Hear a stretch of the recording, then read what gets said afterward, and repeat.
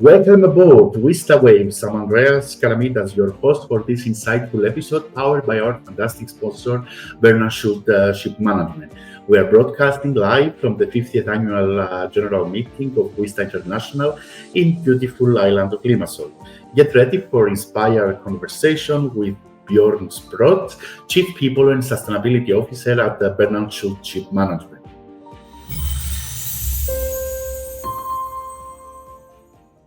WISTA mission has been transformative for the maritime industry. In your view, why is this mission especially crucial today? Yeah, first of all, thank you for inviting me for this podcast. I think it is very crucial today, especially today, because the industry is generally in a transformation. If I look at the key topics that concerns our industry, of course, first and foremost, it is decarbonization and sustainability in the wider sense. But with that comes to have the right people, the right talent, diversity, equity, inclusion. And then, of course, there is technological advancement. So there's lots of opportunities out there.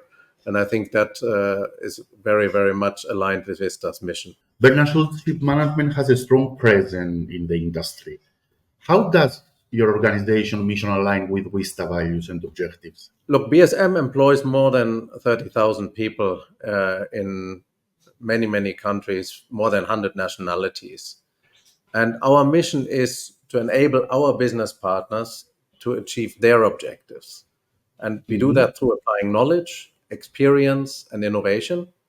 And Okay. of course, this offers a lot of room for diversity in terms of background, experience, and roots. When I Okay. look at one of our 5 core values, Mhm. it's actually valued employees. And that means we reward good performance and results, but we take pride in Schulte Group's cultural diversity. And that provides opportunities for continuous learning, improvement, and any decision that we make as part of our valued employees value is not for the short term, but for sustainable continuation of the company. If I look at Vista, Vista's mission is also long term. It's not a short stretch. It's not an overnight activity that happens by tomorrow. It's something that the industry has been working on for a while. It's something on that the industry will need to work on for the years to come. So with that, we emphasize as BSM a lot on female seafarers. We aim at employing more than or close to 500 female seafarers within this year. That's a more than 50% increase versus 2022, 2 years ago. And today that's 13 nationalities. So we have trained the vast majority of our shore employees. We have trained them in DEI matters. And last year, for instance, we employed more than 30 female cadets. So there's a lot of things that we do in this context, apart from, of course, being active members in the All Aboard Alliance, which is part of the Global Maritime Forum, as you know, where the Diversity Initiative is there to address talent shortage. So our collaboration with Vista is not only aligned with our values, but we really take it at the heart and we act to what we say we act to. So, in your point of view, diversity is the clue, right? Yeah, diversity, as I said, is not only gender. It is also background, experience, roots, and Vista is one element. Female seafarers is one element of that overall strategy. So, can you tell me the maritime industry is often at the mercy of economic shift? What kind of strategies can the industry adopt to mitigate the effects of economic fluctuations? Yeah, I have been in the industry for more than 30 years, and what I have always experienced is that the industry has always been very adaptable to any kind of change that came along, whether planned or unplanned. And of course, mostly it's unplanned changes, but they are sometimes really as a catalyst, function as a catalyst. If I look at a ship management perspective, I think ship management is a business that's always in demand. And as such, economic shifts, geopolitical shifts, they typically provide opportunities. We have a global footprint. We work from more than 50 locations. So we're always there when something happens somewhere. And that's something that makes this industry so beautiful for people to join. There's so many Yeah, that's opportunities. true. And what we see as a challenge in the first place, the industry is very, very adaptive and flexible to it. And geopolitical conflicts and trade wars can greatly influence global maritime trade. How do these factors drive a higher innovation in the industry? Yeah, I would not say that these things drive or hinder, but they influence prioritization, in my view. So, as a service provider, our role is really to find solutions, to think ahead, to innovate, to have the right talent to meet those challenges. So, when a conflict comes up, we are in a position where we need to develop very quickly new solutions. We need to develop new things very quickly so that trade keeps running. Global trade is important, and I think we have always found solutions as an industry. What we do in BSM in this is we have a very strong digital platform, our PAL platform, which has been developed by MariApps. And I do think with a strong platform like that, there is an uninterrupted service, so we can very quickly use the data that we have and make it work in a new environment, in a new context. And that is really a strength today that we have versus many years ago in the industry, where we had to do these things all manual. Now we are in a much better position today. So adaptability to changes, conflicts, trade wars. For us, this is really I would not say a motivation, but it is really something that drives innovation in our company as well and accelerates. So we have to prioritize differently. So, supply chain disruption from natural disaster of pandemic pose significant challenges. How do such disruption impact innovation, and what can be done to build resilience? Without resilience, I think the shipping industry wouldn't be there. It's probably, as I said, not only the most adaptable industry, it's also the most resilient industry out there. And the resilience, of course, when we look at where this is mainly needed, it's on board. Our seafarers, when anything happens, they're immediately exposed to changes. So they are the ones at the forefront of everything. And our role in the shore organizations is really to support them. When we have those disruptions, they are typically a catalyst for innovation and they accelerate developments. So for us, with the system that I mentioned, the PAL system developed by MariApps, it brings the key knowledge, it brings the expertise that we have, it brings all of that together, so that the Mhm. company can really excel in that environment, which is in situations like supply chain disruptions, particularly competitive, demanding environment. New solutions are needed very quickly. And as such, I think we are very resilient as an industry. We have always found the solutions. But with what is ahead of us, of Mhm. course, we need to do better and faster. And lately, especially with ESG, we have stricter environmental regulation, and they are pushing the industry to innovate. How is Bernard Schultz Ship Management adapting to these new demands in technology and operations? Yeah, typically it all starts with people, right? So I have recently joined BSM as Chief People and Sustainability Officer. And of course, in my role, I'm also responsible for developing a sustainability strategy and implementing that. Mm-hmm. There are so many things that you can do. Decarbonization is definitely not only regulatory environment; it is also something that the company commits to. And when I look at it from today's perspective, we have developed new services like our Ocean Opt service, which is like a pioneer in fleet performance consultancy. They do emission trading systems. They look at fuel EU maritime. So they have really a quite comprehensive package of services that are based on our digital platform. Mm-hmm. Um, that is, of course, managing compliance today. But Okay. when we do that, we also see new opportunities coming because we engage with clients, we engage with regulators, we engage with our seafarers. And through that, our products get better. They deliver a measurable impact on emissions reduction. So we get better every day, not only measuring things, analyzing that, providing reports, meeting the law, but through Mm-hmm. that, of course, we also see how we can operate the ships better. With that, when you create new services, then you Okay. typically also create new jobs. New skills Mm-hmm. profiles are required. So that means we will need new skills in the industry to meet those environmental challenges ahead. With that, we can attract new talent with Mm-hmm. new background. For example, chemical engineering. In our sustainability, we have a colleague with chemical engineering background. So we are very open to different backgrounds, different competencies. Traditionally, and our business is largely really about people, right? I mean, traditionally, we have recruited a lot of the shore-based personnel from the ships. Now we need Mhm. to look differently. We need to open for talent from other industries. Otherwise, I don't think we will be able to meet the decarbonization challenges. We will not be able to innovate fast enough. But everything, as I said, it starts with the people, and then they use the right tools that we have and make them better day by day. So there's a lot of opportunities for meaningful adoption of new technologies that is coming, and I'm not even speaking about AI yet, right? So And let's go a little bit to cybersecurity regulations. We know that this affects a lot the adoption and the integration of new technologies in the maritime sector, right? definitely, I don't think it's anything that is really unique to the maritime sector.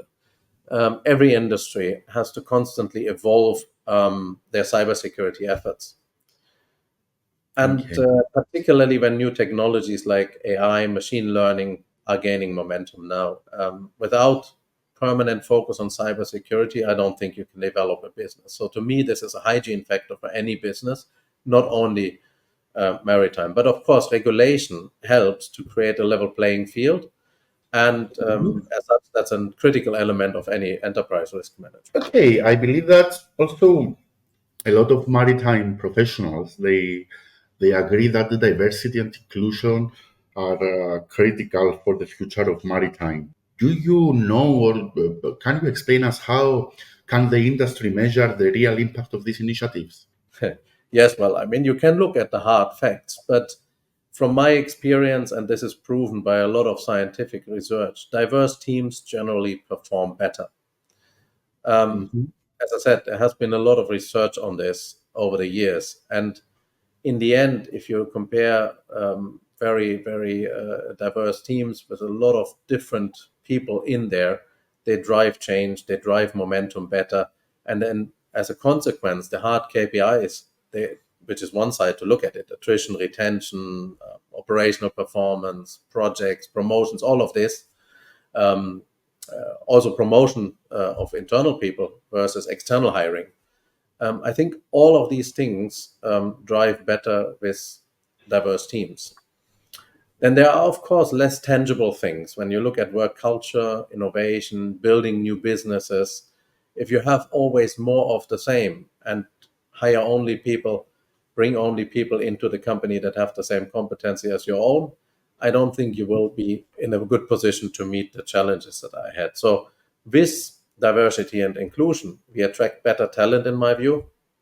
And we see that actually in many of the applications that we receive, we attract different people because we have positioned the company differently in the market. So BSM is very open to this, and that word of mouth spreads, and we receive very good applications from people that probably would not intuitively seek their careers in the maritime industry in the first place, particularly in places or positions where we compete for talent. I think we are more attractive and more modern, and as we value the diversity. And we also agree that technology has the potential to foster greater inclusivity. How can emerging technologies can be utilized to create a maritime workplace that truly protects and champions the right of women, the LGBTQ community, and individual with special needs? Of course, as I said, technology helps to drive innovation, but it's not a tool on its own right. So it needs to have a business sense. But it brings me a little bit back on to where we started. As I said, our industry, in my view, has never been subject to a higher level of transformation and opportunities. And when you look at ship management in particular, I think in many companies still things are largely done similar to the way they were done some 30 years ago. Plant Mhm. maintenance systems came in place, but there was really, I wouldn't say there was big motivation for significant changes. Then we had this wave of digitalization. So we spoke a lot about digitalization, conferences, panels, all of this. Mhm. Um, and then COVID came.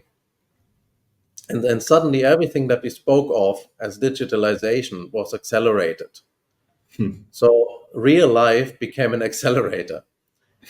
At that time already, we required different talent outside Mhm. of the traditional recruitment streams. We needed people that were more versed with technology. We needed people that could think differently, that could challenge traditional assumptions. Otherwise, we wouldn't have been able to keep the global trades flowing during this pandemic. Of course, that one paired with the in-depth expertise and experience of the people that come from within the industry. So if you bring that two together, there's a lot that can be made out of that. So without doubt, this is what we did with digitalization, COVID, and all what has accelerated with the technology there. I don't think it's enough. Okay, Technology so we development, need in the industry to start to think outside of the box, right? yes. And what is different today? Technology advancement has accelerated greatly, right? So with AI, we are seeing a Hmm. lot out there. If you subscribe to all these newsletters are out there, there's 5 new tools every day, easily, probably more. So how can we make that meaningful for our industry? How can we adopt that for our industry? And um, I don't think it's only to put all these diversity, LGBT and plus community and all of this, attracting different individuals with special needs. That's not just a writing at the wall. There's real talent out there, right? So we must be open to everyone in this industry. Hmm. Otherwise, if the industry does not inevitably open up, I don't think the industry will be able to meet what is ahead. I don't think Hmm. the industry will meet the decarbonization targets. And I don't think that the industry will be able to retain the talent that it has today because it gets pretty boring as well if there's no progress. So there is, of course, some old school thinking that is needed. We still have a conventional part of the businesses to run for some years to come. But year by year, the proportion of new business, new things will grow, linked to the industry transformation. And with that, year by year, also the need for diverse talent and new people joining us along this journey will also grow. And as we look forward to the 50th WISTA International AGM, what key insight and action points can attendees expect from the panels and discussions? Well, I think I touched upon a lot of the things that will be discussed there, and I know that our team is very excited and looking forward to joining those panels. Mhm. Um, but really also to see how can we accelerate, how can we do more, how can we do better. I mentioned that we are looking at close to 500 female seafarers in our fleet by the end of the year. In proportion to the overall seafarer pool, that's still a relatively small number. We are getting better. We are hiring more female seafarers into our fleet. We are hiring more female talent into the shore company. But I think it's a good opportunity to come together and say, okay, what can we do more? How can we make it a very attractive industry? How can we speak better about it? And I don't think there has ever been a better time for that. And may I ask you, what is your personal message to the industry about these topics, about diversity, about inclusion, about all these elements that they are new for the industry? Well, personally, I think be open, be curious. The shipping industry, the maritime industry is such a global industry, it's so international. So be open, remain curious. Don't judge people on face value. Look behind the face, see what talent you have in front of you. That's nice. Thank you very much for this interview, for this podcast, for this uh, discussion that we had. I hope the AGM, I'm sure actually, it will be great because it's a great opportunity also for the companies and the professionals to meet up again and to have great discussions.